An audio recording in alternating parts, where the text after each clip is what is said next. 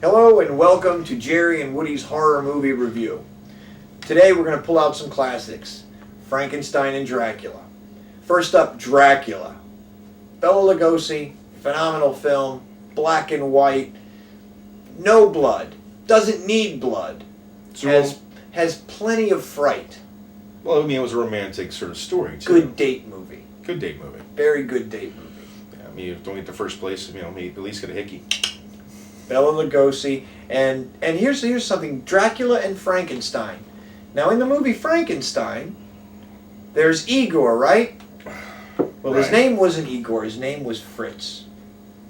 In Dracula, there was Renfield, right? Right.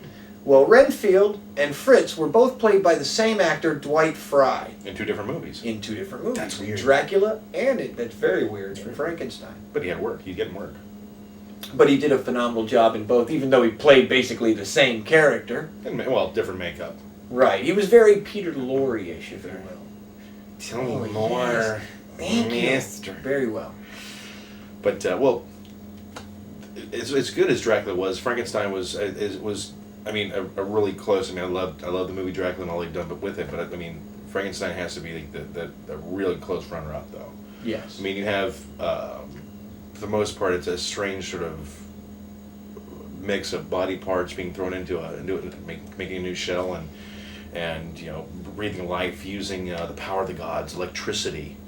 And the power of these two films really shows in America as far as we've tried to reproduce them again and again and again, so many times with so many different actors. Hell, Robert De Niro played the Frankenstein monster, and that's another thing. It's the Frankenstein monster. He's not Frankenstein because that was the doctor. Right. Well, think about this: The Bride, which was also that. With Sting. Sting. Exactly. Sting played the doctor. Exactly. A very stylish, pretty doctor, but a doctor. Jessica Biel is playing the bride itself because he had the original monster who was running around the countryside, doing circus acts, while he perfected it and had Jessica Biel just smoking, fucking smoking, as his new protege. I did not know that was Jessica Biel. That was Jessica Biel. Wow. Flashdance. Jennifer Biel, even better. What Thank did you. I say, That's our Jessica Biel? cameraman. Thank you. So, I'm sorry, I get a contact high here, so it's all good. At least stop taking that Drano. But these are great classics. These are movies, I mean, that really are the forefront of how the horror films we have now came to be. They're two of the best date films. Right. If you pull them out, when you're on a date, you pull those out. Well, you pull other things out too, but you pull those out, you throw them in, you throw that in too. But seriously, they're very, very well produced. But at the time, those movies they're classics. Right. It's a classic. And there was a romantic aspect about both of them too, about both those characters. Yes, Very yes, sad. yes.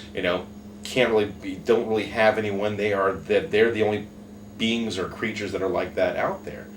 Now you have vampires with a bite. Boom. The next thing you know is they're creating other vampires. Whereas Dracula a little known fact too. Frankenstein was actually one of the first films to be censored. What? Yes, when he throws the little girl into the water. Oh, that's right. That was cut out of the original print that they were showing in theaters. They cut that out. It was the first film that was actually censored because of that. I would have thrown it down well too. Would you like a flower? No, boom. Here's your nickname. And then young Frankenstein came along, and that was really... It was good. That was funny. Well, that's all the time we got for today. I'm Woody. I'm Jerry. And this is Jerry and Woody's Horror Movie Reviews. We'll be back.